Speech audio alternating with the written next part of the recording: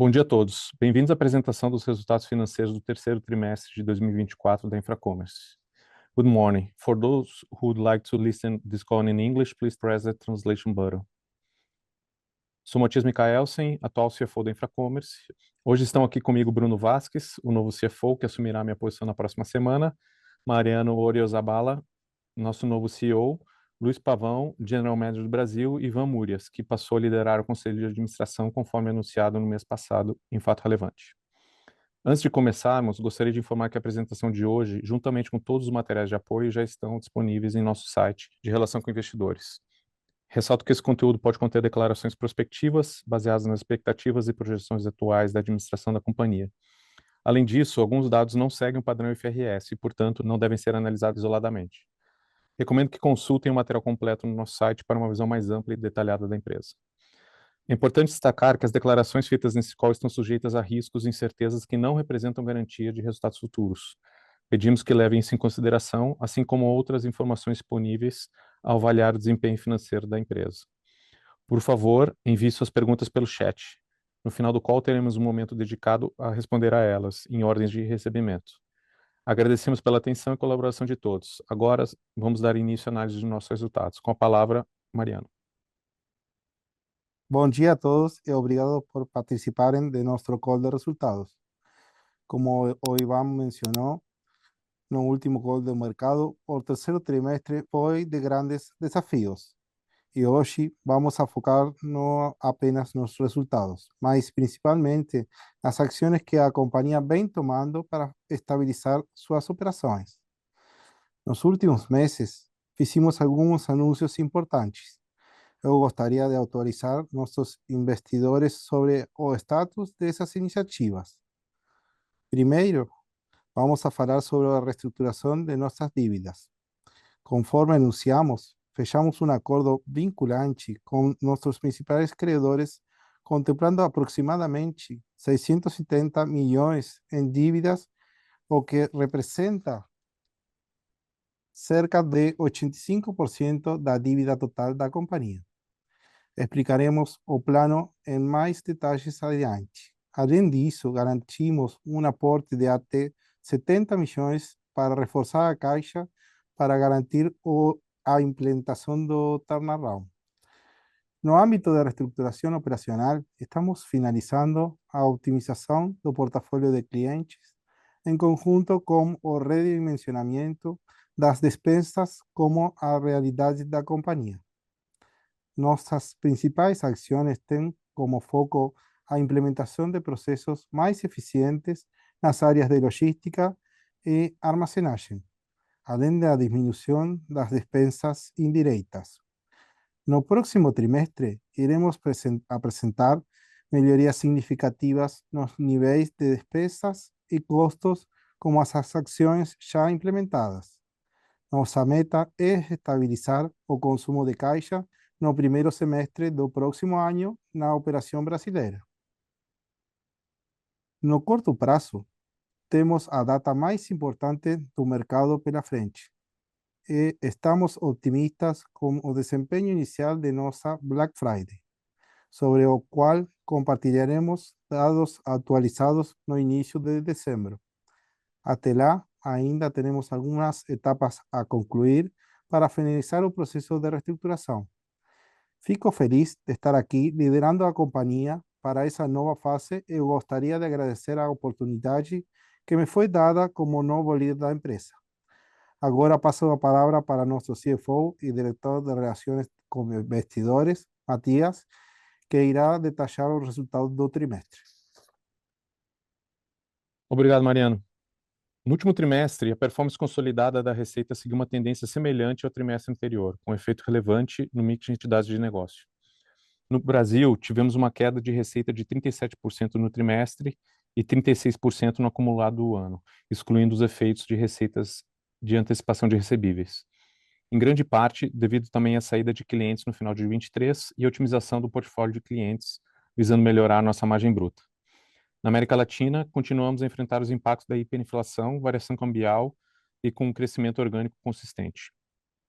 O EBITDA ajustado reflete o impacto dessa queda de receita, além da pressão sobre os custos e despesas na América Latina, que apesar dos esforços de redução, ainda não estão totalmente em linha com a queda da receita, afetando negativamente o resultado. Seguindo o formato que vínhamos apresentando, também trazemos o resultado ajustado EBITDA considerando antecipação de receita, CAPEX e aluguel. Esse ajuste reflete de forma mais realista como a companhia acompanha o desempenho operacional e os resultados internamente.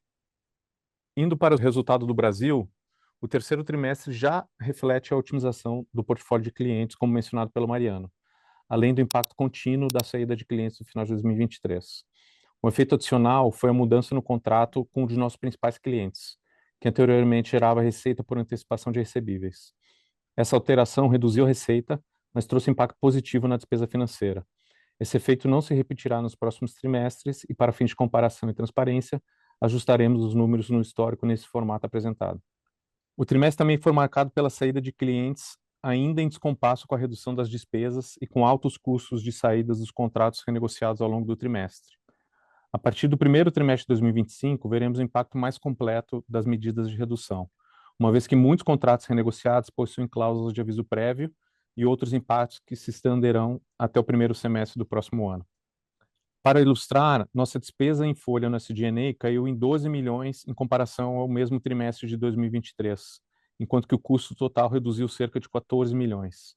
Ainda que essa redução não acompanhe totalmente a queda na receita, ela avança em direção ao ponto de equilíbrio projetado para a companhia. Importante reforçar que todo o nosso plano de redução de custos está mapeado e em processo avançado de implantação. Na América Latina, a performance da receita continua positiva, mesmo excluindo os efeitos de hiperinflação e variação cambial, além dos efeitos de aquisições realizados no primeiro e segundo trimestre de 2023. O EBITDA ajustado na região foi impactado negativamente pelo aumento de custos operacionais e um mix de contratos menos rentáveis, além dos mesmos efeitos de moeda e inflação que impactaram a receita. A operação na América Latina implantou um plano robusto de redução de despesas ao longo do último trimestre para retomar o patamar histórico de rentabilidade da região. Em relação ao lucro líquido, além do impacto do EBITDA, no acumulado do ano, o principal fator continua sendo o impairment apresentado no último call, somado ao aumento das despesas de reestruturação devido ao alto volume de rescisões. Houve também uma redução nas despesas financeiras, resultado da saída do modelo de antecipação de recebíveis, como discutido no slide da performance do Brasil. As demais linhas se mantiveram estáveis em relação ao ano anterior. Mantendo o nosso compromisso de melhorar a geração de caixa e focar na capitalização de investimentos, reduzimos consideravelmente nosso CAPEX. Nosso objetivo é garantir que todos os investimentos já realizados tragam retorno para a companhia no médio prazo, mantendo os níveis necessários para a manutenção nas áreas de tecnologia e logística. Ao analisarmos o fluxo de caixa, vemos claramente o esforço da companhia em aprimorar sua gestão. Apesar dos impactos dos custos de reestruturação, houve uma melhoria significativa nos fluxos de investimento e financiamento em comparação ao trimestre anterior.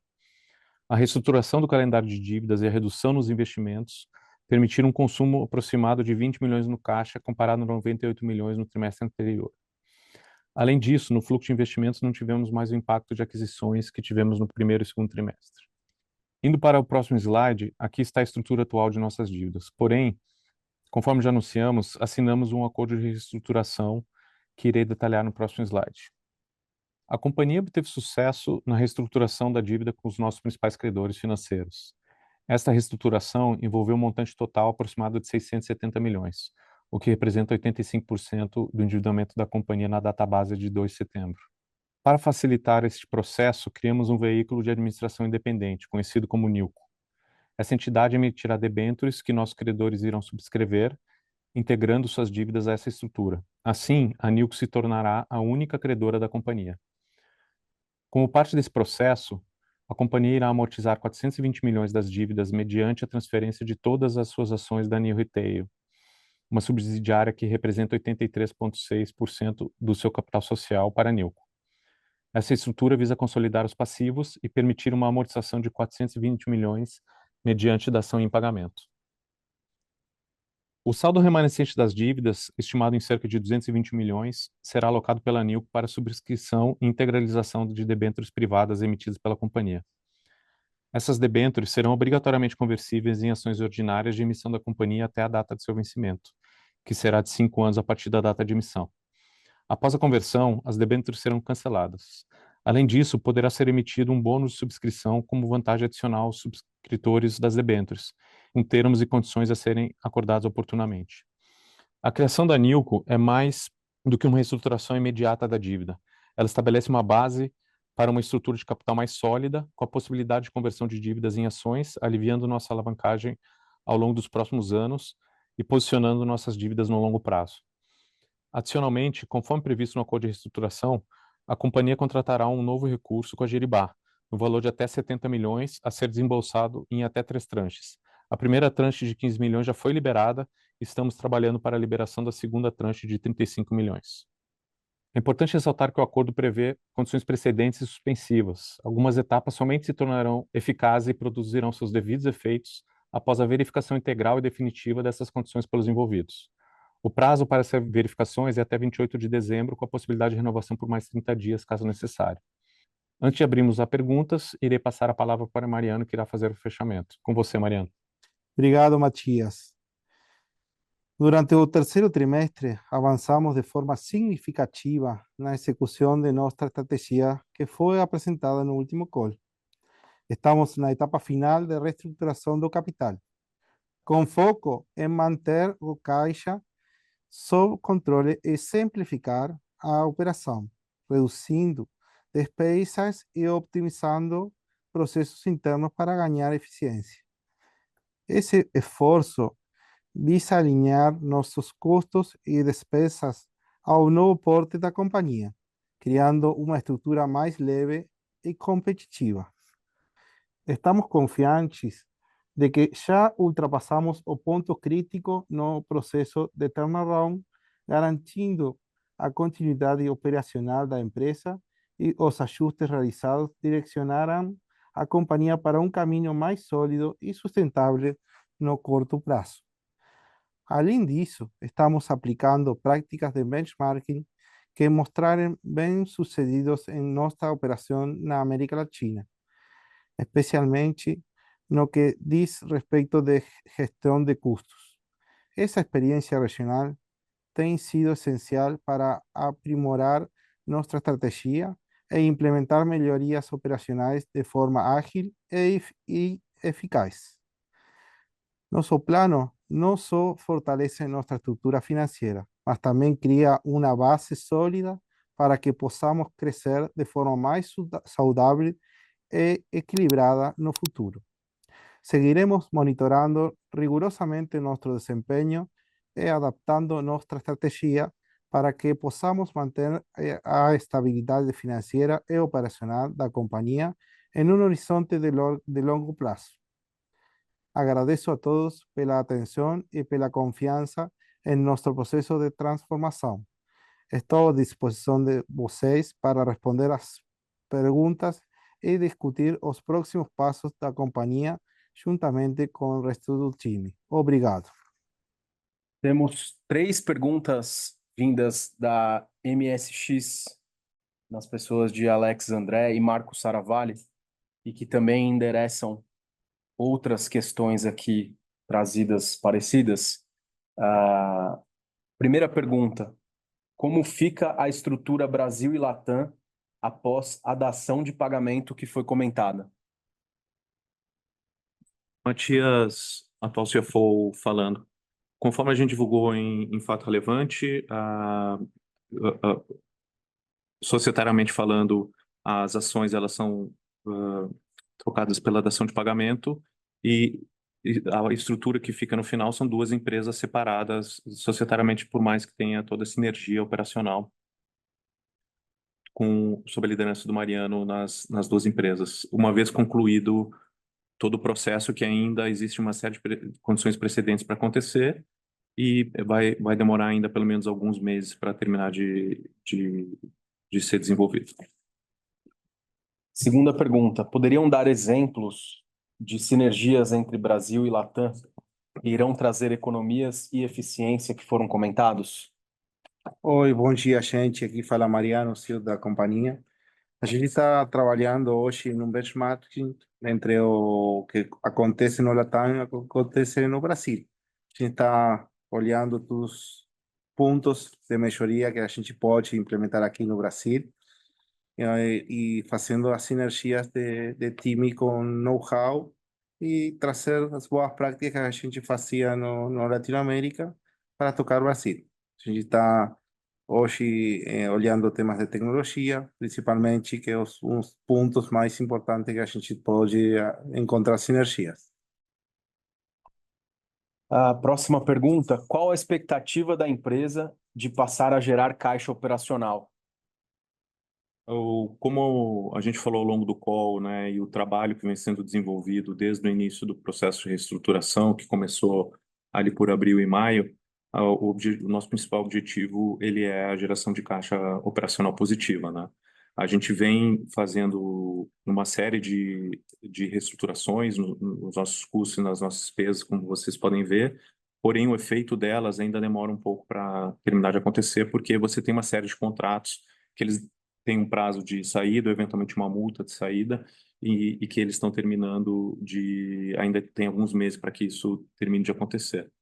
Os primeiros trimestres, eles são sempre mais fracos no nosso segmento. Em função disso, a gente tem expectativa que ao longo do primeiro semestre a gente passe a gerar caixa operacional positivo. Esse é o plano interno da companhia. Próxima pergunta vem do Leandro Carlos Guerra Batista, que perguntou: bom dia, quais principais clientes ainda estão no portfólio da empresa e qual a perspectiva para fechar novos grandes clientes nos próximos meses?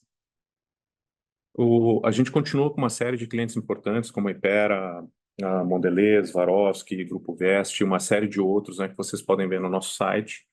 E o grande foco da companhia, agora, principalmente falando da operação de Brasil, né, ele continua sendo de melhor atender com mais qualidade a nossa base de clientes atual.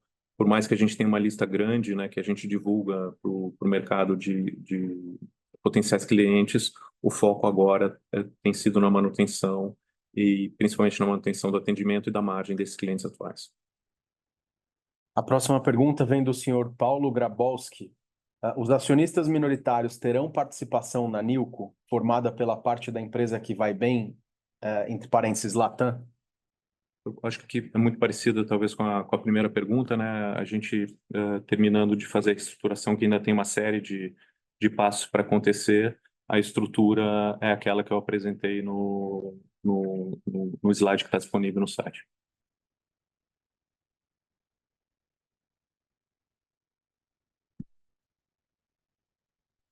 Temos mais uma pergunta que vem de um participante anônimo. Como está o contrato com o Banco do Brasil? O contrato do Banco do Brasil, operacionalmente, ele já passou de todas as fases de testes, né, que a gente vinha fazendo com o cliente. Ele está ainda em fase de maturação, mas é um contrato muito importante para a gente e que tem uma expectativa de performar muito bem. Próxima pergunta vem do senhor José Henrique Miranda. Bom dia, quantos colaboradores e clientes temos na operação do Brasil e qual receita esperada em 2025 para a mesma? Em relação a número de colaboradores, total da companhia hoje são aproximadamente 2.400. Lembrando que a gente está na Black Friday, né? Então é o nosso pico, né, de estrutura. Falando de Brasil, a gente está falando de uma estrutura próxima de 1.000 colaboradores. Em relação à receita do ano que vem, a gente não dá guidance, mas a expectativa é um crescimento, principalmente dos contratos novos que a gente fechou e da consolidação dos contratos atuais de um crescimento robusto para a companhia, dentro da base atual, é claro. A próxima pergunta vem de Carlos Ferrão. Bom dia, alguma ação será tomada em relação ao preço das ações atualmente em 14 centavos? Como é público, né, a gente foi notificado pela CVM pela regra de penny stock e a companhia solicitou um prazo adicional, dado todo esse processo de reestruturação, para fazer qualquer tipo de consolidação. Esse prazo se estende até fevereiro do ano que vem.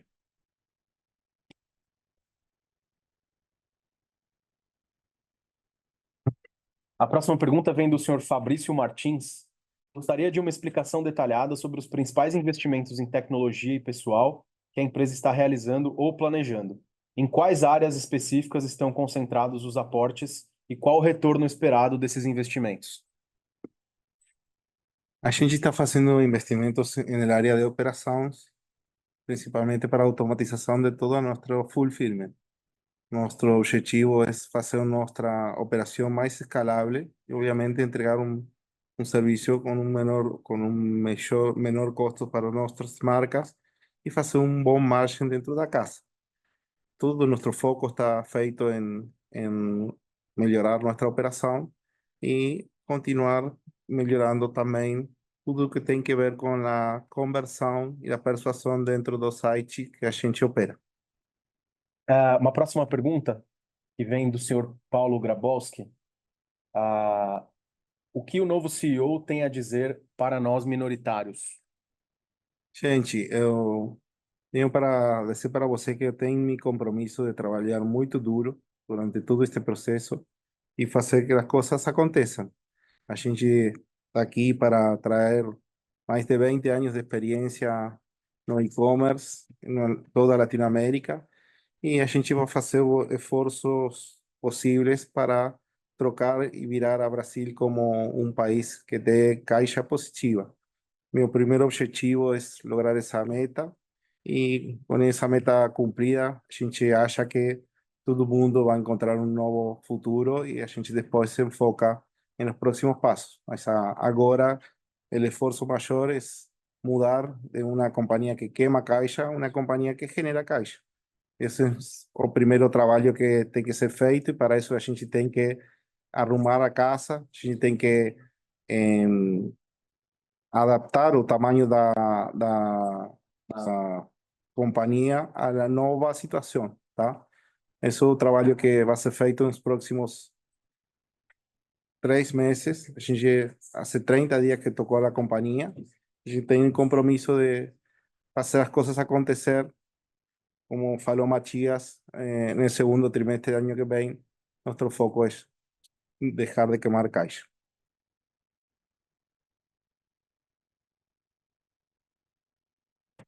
A próxima pergunta vem do senhor Anderson Vilela. A empresa tem intenção na recompra de ações? Não. Nem no curto prazo e até o processo de reestruturação acontecer, é uma probabilidade muito baixa disso passar a acontecer.